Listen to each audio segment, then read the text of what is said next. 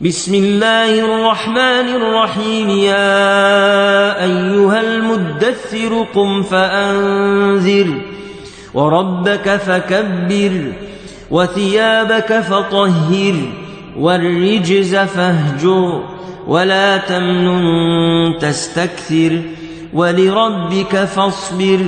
فإذا نقر في الناقور فذلك يومئذ يوم عسير على الكافرين غير يسير.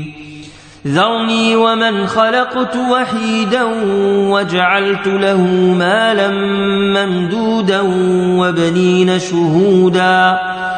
وبنين شهودا ومهدت له تمهيدا ثم يطمع أن أزيد كلا إنه كان لآياتنا عنيدا. سأرهقه صعودا إنه فكر وقدر فقتل كيف قدر ثم قتل كيف قدر ثم نظر ثم عبس وبسر ثم أدبر واستكبر فقال إن هذا إلا سحر يؤثر إن هذا إلا قول البشر. سأصليه سقر وما أدراك ما سقر لا تبقي ولا تذر لواحة للبشر عليها 19. وما جعلنا أصحاب النار إلا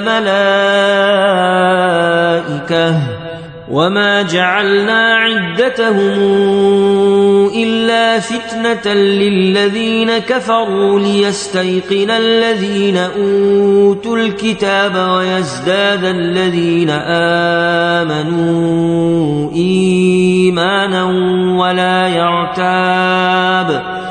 ولا يرتاب الذين أوتوا الكتاب والمؤمنون وليقول الذين في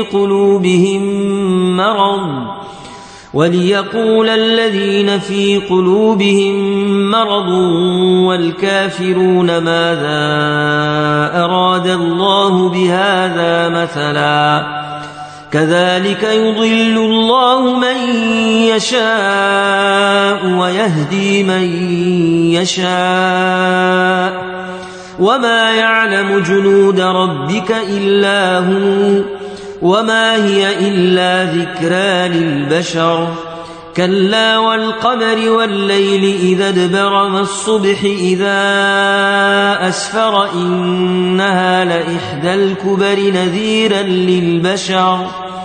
نذيرا للبشر لمن شاء منكم أن يتقدم أو يتأخر. كل نفس بما كسبت رهينة إلا أصحاب اليمين في جنات يتساءلون عن المجرمين ما سلككم في سقر. قالوا لم نك من المصلين ولم نك نطعم المسكين وكنا نخوض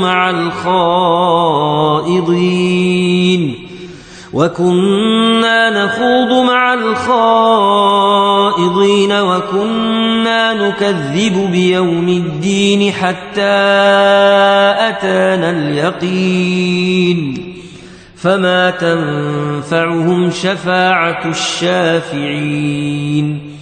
فما لهم عن التذكرة معرضين كأنهم حمر